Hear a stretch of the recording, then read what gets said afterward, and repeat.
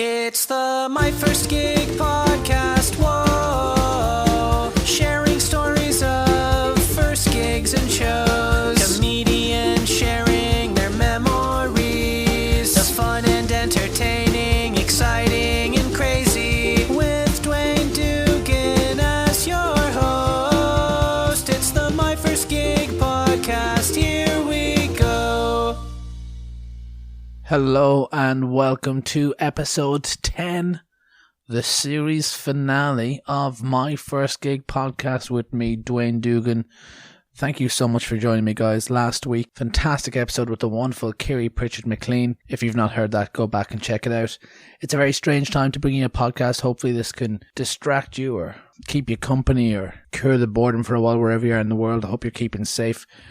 I came on here last week and just started kind of riffing and joking about some of the things going on in the world with this whole coronavirus. And I'll be honest, a lot of what I was saying was just kind of ideas I was practicing that I then used at shows that night, trying to stay on my feet at these shows. Obviously, I'd be talking about a lot because it's what's on everybody's mind. Even if we are looking for a break or a distraction, it's almost like if you don't mention it, you're not very present. And as host, I like to talk about, the then and the now, and let the acts do their material then. And, even then we were just joking about it, it was the Thursday and the Friday before Paddy's weekend. It was purely tourists. We kept going with our shows. One of our acts couldn't make it over from America, but that was like a precautionary measure that he took based on Trump's travel ban, which now does extend even further to the UK and Ireland, which means I know he would have been able to get back, but it just wouldn't have been so much hassle. And basically since last week, our shows have stopped, our pubs have closed. It's St. Patrick's Day today as I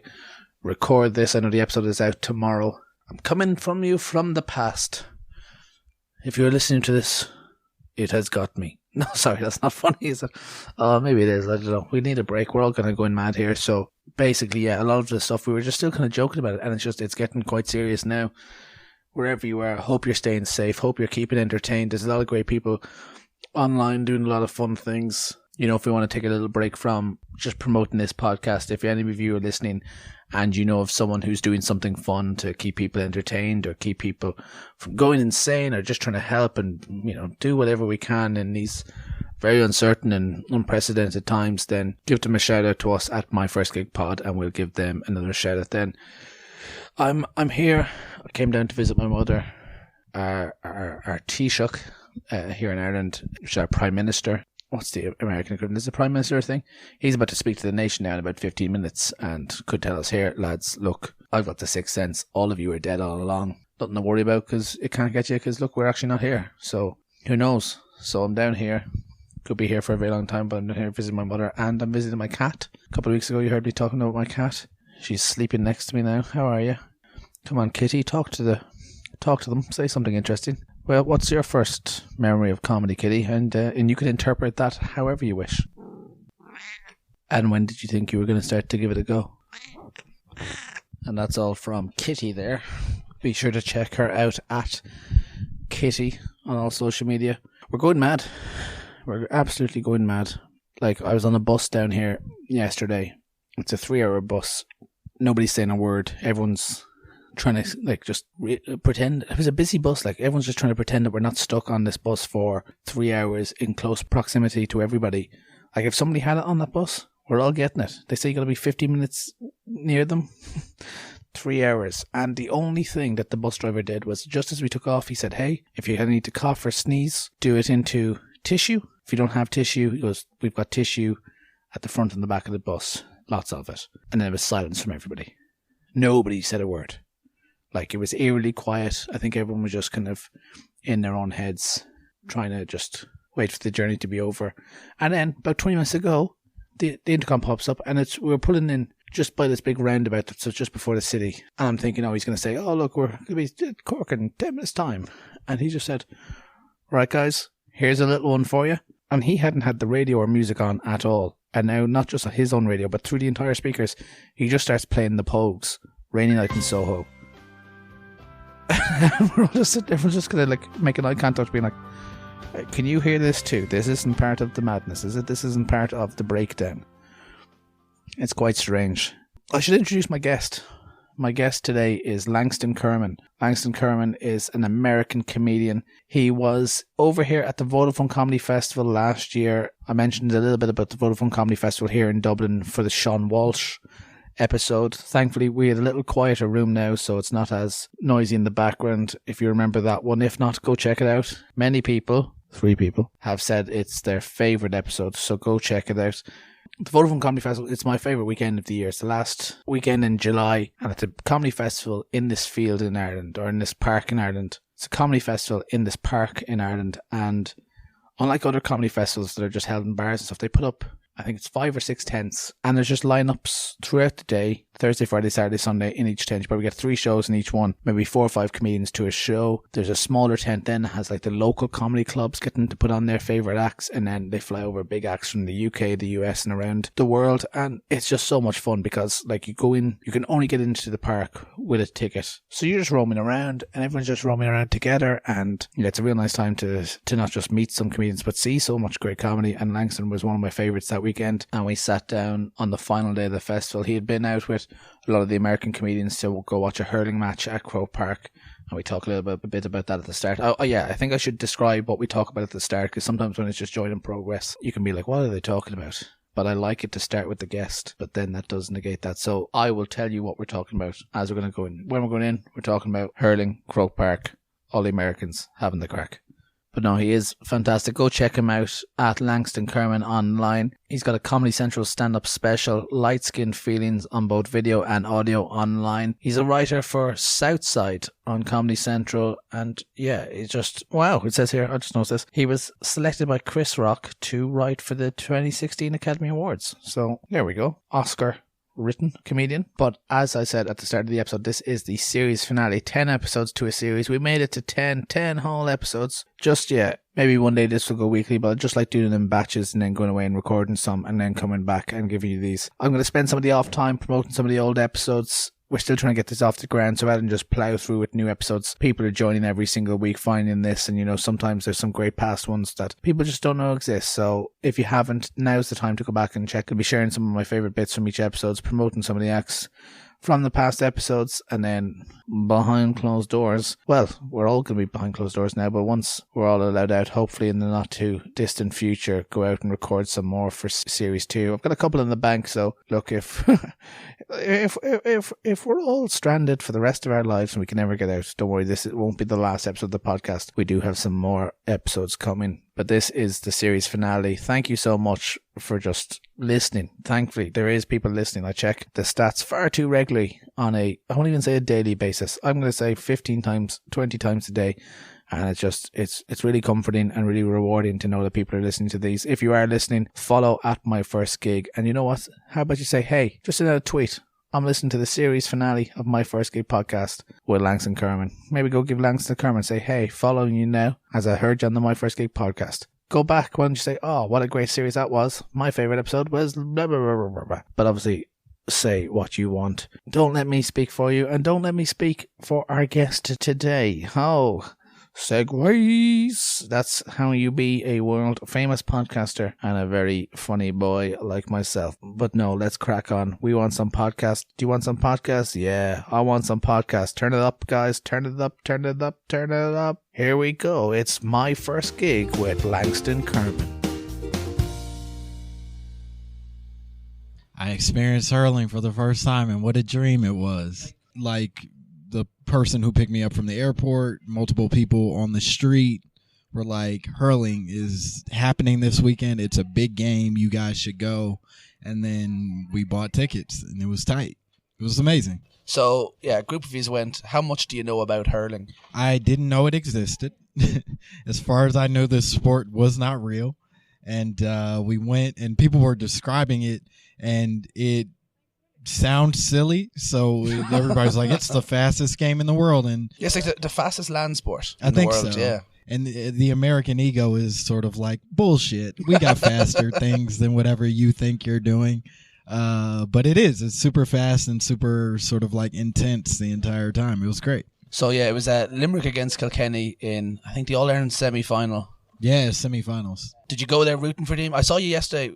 you had the Limerick colours on you. I committed to Limerick because I was surrounded by people who were cheering for Limerick. Okay. And I don't match this community, so I figured I might as well at least blend in where you can. Yeah, I didn't want to be the outlier who also chose the outlying team. Well, see, yeah, Limerick are the underdogs, but Limerick also has a bit of a vibe. They're nicer now. I was born in Limerick. I heard it was a shithole of That's a, it, yeah. of a city. It was known as Stab City for a while because that was their method of communication was knives for a long time. Tight. So I think I picked the right one. Whatever what was Kilkenny. Kilkenny? The Cats, they're called. Yeah, I don't need that shit. I want a good stabby team. But see, now, as a comedian, Kilkenny's home of the Kilkenny Cat Lass Festival. And now you could have pandered to them to hopefully come back. I'm so sorry for what I said. Hey, take it all back. Not stabbing is also cool. So there's an American comedian, Josh Prey, I think is his name, who's gone viral in Ireland just recently because he came across a hurling match. Yeah, and he said he can't understand it. And it's mad for us because like anytime I've been to America and I've gone to like baseball or basketball or American football matches, like we're aware of them. I'm sure because it's like we consume a lot of American TV and stuff like that. Yeah, I mean, but it's mad to think that you can come here and there's this thing in a stadium of 80,000 people and it's absolutely mental and clueless to the lot. Yeah, no, I mean, but our shit is everywhere. Yeah. For better or worse, American stuff exists in literally every facet of everybody's shit. And it's not the same going back. We're very blind to whatever else is happening in the world, which is probably gross and not a nice thing, but it's a fact about the way that we live. Like, it's a rough sport. Like, it is a rough sport. They don't wear helmets. There's metal on the end of their sticks and they won't wear helmets. Realistically, we're never going to do it because you guys don't get paid for it. Well, so it's a thing where we're like, they get to beat the shit out of each other for free? No, go ahead. Yeah. Enjoy yourself. I think they train like 4 nights a week, play a game in front of 80,000 people, and then they go back to work tomorrow. Those guys are in great shape. We saw them warming up and shit. They're fucking big dudes. Yeah, be a nice takeaway from Ireland anyway. Hell yeah, I did it. So before we get into your first gig, I want to ask you, what's your first memory of comedy that you can remember? First memory of comedy, I guess, I don't know. If we're talking straight stand-up, I used to spend there's a show in America, or a show that used to exist in America on this channel BET, which is like the black network in America, that specifically had like this television show called Comic View, where they would play just sort of stand-up every night, and it was a sort of like hip-hoppy mix of like different stand-up comedians that they would like DJ in between stuff. I would watch that literally every single night, and then I would watch like music videos after that and stay up super late when I wasn't supposed to, whatever. And so that, I think, was like sort of the first memory I have of stand-up comedy, but anything before that is probably like the Muppets. Yeah. And, like Jim Henson based comedy. So I'm not sure, but it's somewhere in between the Muppets and Comic View. What age were you been when you started watching those live stand-up shows? I had to be like 10. So quite young, like yeah. I mean, at the time, I didn't have any sense that this is what I wanted to do. I just thought they were really cool, and the performers in particular were very charismatic and high energy and sort of like running all over the stage and like super big act outs, and that's not at all who I am as a performer. And so I think even then I sat there and thought, I'm never going to be able to do stand up because it doesn't look like what they're doing. And it took years to sort of like then go see other types of performances to recognize like, I could do what I'm capable of doing. I have to articulate my thing a little differently than the things that I admired when I was 10. Sure, yeah. Yeah. Well, then, when would you've actually experienced comedy, like in person? Like, do you remember when you first saw a live show? My first live show, I think, was at a club called Zany's in Chicago. That's where I'm from. And I went there and saw a bunch of comics, but one in particular who I'm still friends with, this dude Danny Callis, who's a really funny comic based out of Chicago, and he has like a very thick Chicago accent, and like his whole character is being like this sort of like rough Chicago guy. And I remember watching him and being like, that dude has like a comfort on stage that I want to be able to build towards. Like, I like how comfortable this dude. So when you're watching him and you're thinking that's what you'd like to be, when you're seeing comedy for the first time, are you starting to think you would like to try it out or give it a go? Or? Yeah, I think by that time I had sort of, when I was going to see it live, I had committed to sort of like, oh, I want to try this. I don't think that I had told a lot of people about it. I think I was keeping it a secret in part because it was embarrassing. Like, if I'm not good at this, I don't want motherfuckers to know. Yeah, you know what I mean? But I think at the time I was like, oh, I'm going to try this and I just want to see what it looks like from these people so that I can eventually go on and do it on my own. Do you remember what it was that made you want to give it a go? Because like, so when you're watching it on TV, you're saying that, I could never do this. Yeah. And like, if that's your impression of stand-up comedy, what do you see that makes you think, oh, this is my in now, I could do something similar? Well, I think a lot of things happened. I went from 10 to 22 by the time I tried it, like decided to start doing comedy. But I like left college. I graduated from college, but by that time, like, the economy in America had failed. So there weren't a lot of jobs for us in 2009. And so I couldn't find a job. I was living in my mom's basement. And by that time, I'd also started doing like performance poetry, or previously was working and doing performance poetry. And so when I would do the shows in college, a lot of times I ended up hosting the shows for the like poets. And so when you're hosting, you're reading a poem up top, and then the rest of it is just about keeping the energy up and keeping the show moving. And so I would like oftentimes end up just talking shit in between people's poems. Somebody read a poem about their dad not loving them enough, and then I'd go up and make fun of their dad. And then that ended up getting laughs and sort of like energy back from the audience. And I realized to some extent in retrospect that probably was like the prompt for like stand up, where it's like, oh, I'm having fun in between. I can do that. I could do the fun part all the time. Wait, was it a conscious effort that you could sneak this in, or was it once it happened, you're like, oh, wait, that's... No, I think it was much more accidental than conscious. I think, obviously, by that time, I had been watching a lot of stand-up, so my attraction was towards funny, but I don't think that it was like a concerted effort to be like, I'm going to try stand-up in between people's poems. It was just like, oh, I'll go talk. And sometimes the talking got big laughs, and then I thought, that's better than the other thing.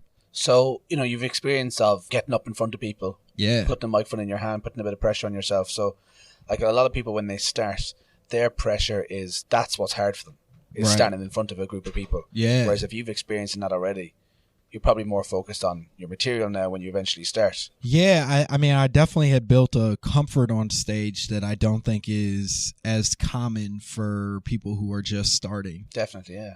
But I also think, this is just a funny thing about poetry. Poetry is just so much more of a, or it curates a much kinder audience that, even if you hear a bad poem, the culture of poetry as a listener of poetry is to clap. It's to support it, snaps, whatever it is that people do. Comedy is not like that at all. Yeah, literally, you're not going to heckle a poem and say, that's a shit poem. Yeah, exactly. Literally, comedy is we're going up against our enemies every night, right? Like, the expectation is that we're not funny until we are funny. So the audience is never really our teammate. They're like somebody we're having to work against, and hopefully they come on board immediately, kind of thing. So it just is a different vibe. And I think that was the hardest transition, was like, you go from a thing where no matter what I say, everybody is proud of me, to a thing where no matter what I say, everybody is going to think I'm an idiot. Right. Until I prove them other, you know what I mean? Sure. Yeah. Yeah. So tell me about how you went about getting booked. Did you start hanging around in Zanies, like talking to people, asking advice, or? Weirdly enough, and she's here at this festival, but Cameron Esposito was literally one of the first people to sort of explain what booking, the process of booking was like. But basically, I think I reached out and because I had been doing her open mic in Chicago for not years, I had been doing it for like 6 months. And I reached out and I was sort of like, hey, I think I'm funny. I think I've been doing well. You are doing well in the city. What do I do to do what you're doing, or at least some version of what you're doing? And she explained that, it's all about reaching out and getting to know people and spending time in rooms. Even the shows you're not on, you should be going and hanging out and introducing yourself and going through that whole process. And so that's kind of what I did. Just sort of like taking that advice to heart. And it sort of didn't work. Like, I really didn't book any gigs while I was living in Chicago. I did 9 months in Chicago before I moved to Boston. And so that entire time I was just mostly open micing. I did one gig the entire time I was there. So would your first gig have been an open micer? No, yeah, my first gig was while I was open mic. So I was open micing. I had reached out to Cameron. She told me what to do. I was doing all these other things. And then a friend of mine who I had been doing open mics with had this room. His friend was running this room on the south side of Chicago at this place called the Checkerboard Lounge. And he said that he could give us both like 5 minutes to go do time.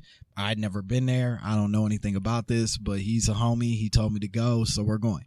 And we drove out south and we went to this venue thinking it was going to be a good time, and ended up being like a 300 seat room with like 20 people scattered in it. Shit, yeah. Like 7 of which were there for the show. Was like a mixed thing. So it wasn't just comedy. It was like, we were the only comedians, but then there was like rappers and like DJs and like singers, whatever. But 7 people in the audience were all performers, one of whom it was his birthday, and he was dressed in all white wearing a crown and sunglasses. So it's like, this is gonna fucking suck. It's the worst thing that could have possibly happened for my first gig in any form. And I went up, and the dude didn't know me, so he put me up first. He told me do 5 minutes. I went up. I probably made it a minute and a half in before a dude all the way at the back of the bar, who's not even facing the stage. He's watching an NBA game on the TV. He doesn't even turn around. He like is listening but watching the game, and he just from the back goes, "Boo! Boo, nigga, boo!" And I'm just standing on stage with the 3 jokes that I knew how to do. And I just like finished up and got the fuck out of there, because it was like, this is embarrassing. I don't even know how to fix this. Wow. You know what I mean? So that's what you consider like the first gig? That was it. Wow, that could be tough. Getting booed off stage. How do you have a second gig after that? Because we're all sick, right? Like, there's you want to fix it, like there's a reason that all of us do stand up, and it's not because we're healthy. It's because we made a choice that we think we're better than human logic.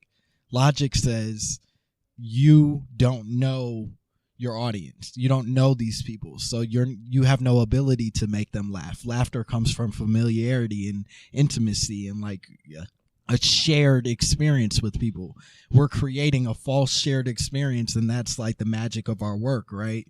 And I, like you, probably are a sick person who believes that I can create that familiarity even when it doesn't exist. So despite the fact that I was booed off stage, I was sitting there like, nah, I could do better.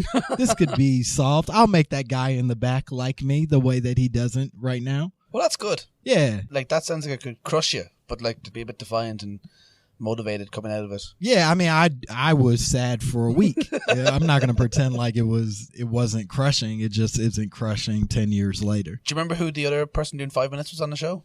Yeah, his name is Darrell Norris. He lives in Florida now. We keep in touch very rarely, but he's a nice dude. I haven't seen his comedy in years.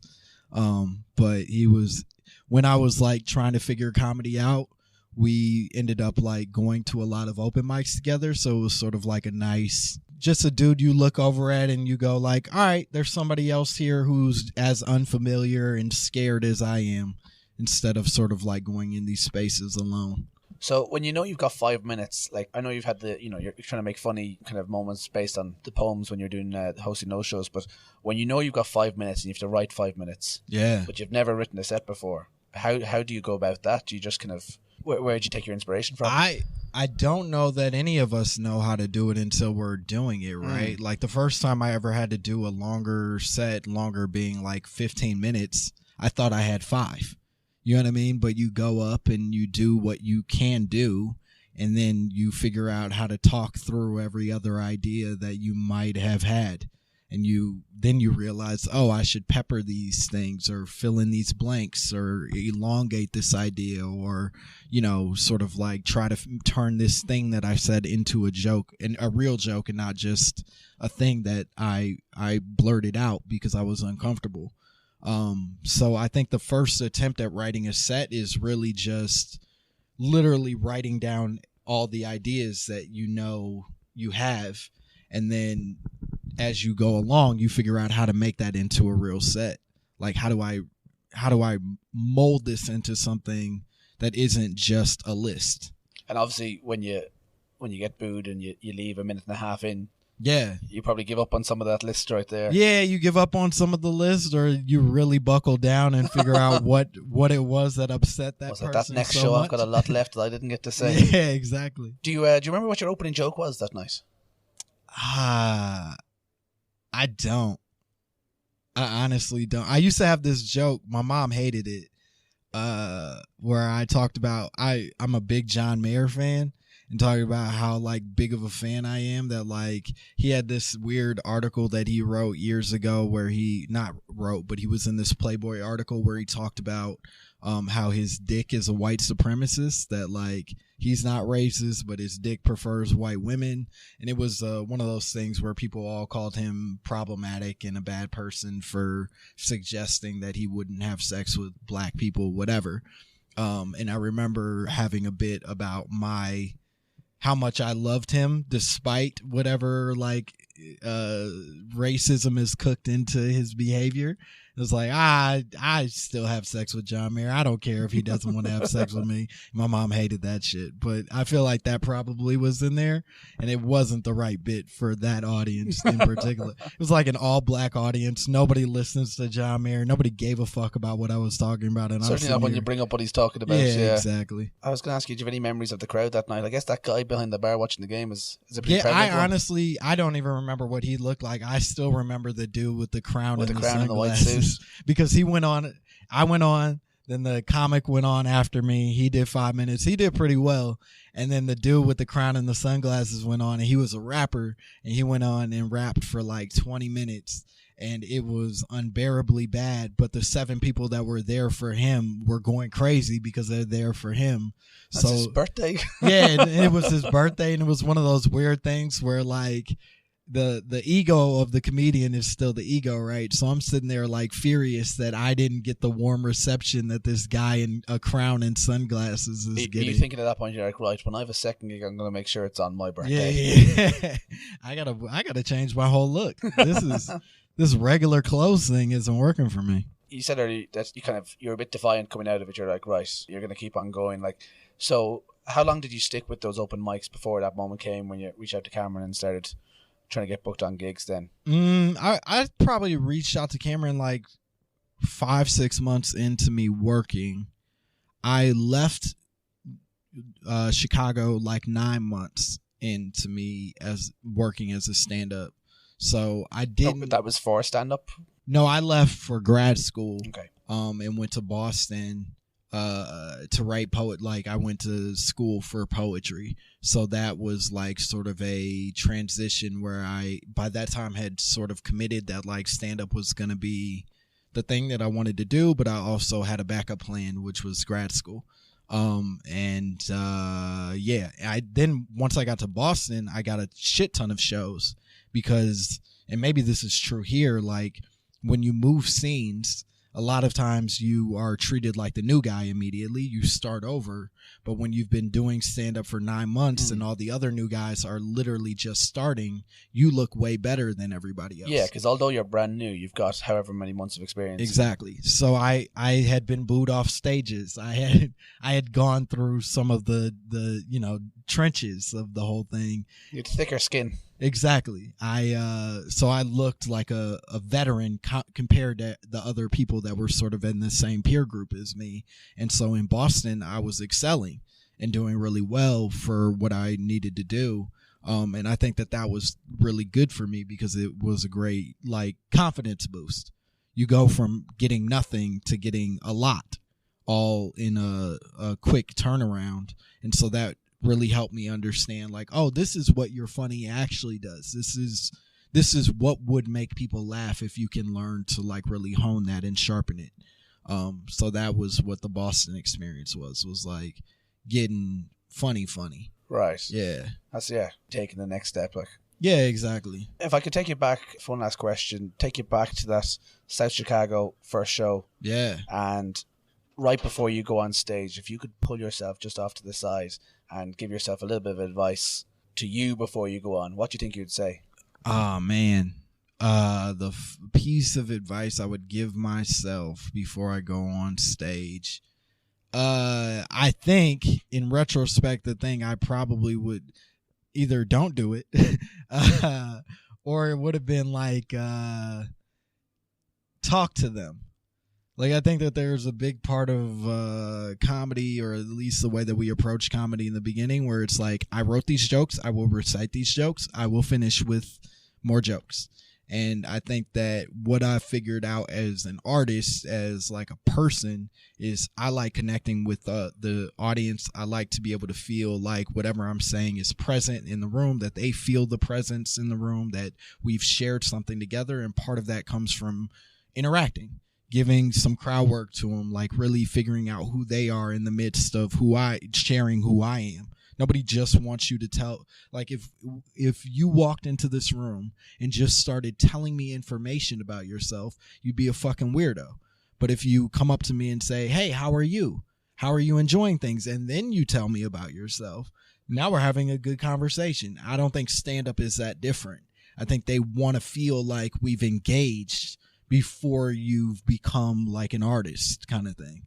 And I think that it took years to figure out how to properly do that, but when I did, it was really helpful, and I probably would have benefited from it a shit ton that night. Thanks for chatting to me about your first gig. Hell yeah, thanks for having me. Perfect stuff. Fuck yeah. Brother doom, boom, boom. Another season bites the dust. Brother doom, boom, boom. Well, another doesn't really make sense, because it's only the first season you had, so just one season though. Oh, you're getting ahead of yourself. You've only done one so far. I am losing the plot, but it's okay. At least I have you guys with me. Thank you so much for listening to my first gig today with Langston Kerman.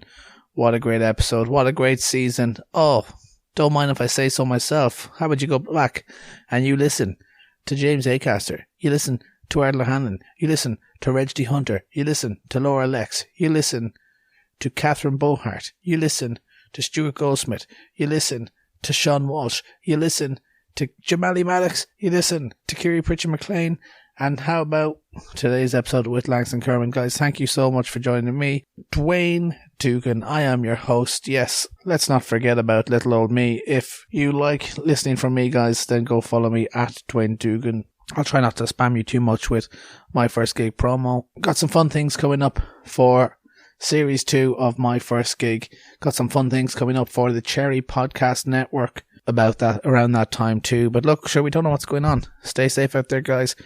Wash your hands. Keep in touch. We'll see you on the other side. Thank you so much for joining me this series. You're the best. I'm the best. We're all the best. Take it away. We are the champions, my friends. Dum dum dum. And we'll keep on fighting till the end. Bum, bum, bum. Oh, come on, Kitty, with the backing vocals. We are the champions. We are the champions. No time for losers, 'cause we are the champions of the world. It's the My First Gig podcast. Whoa. You've just listened to the My First Gig podcast with Dwayne Dugan. New episode every Wednesday. You've been listening to a Cherry Podcast Network production.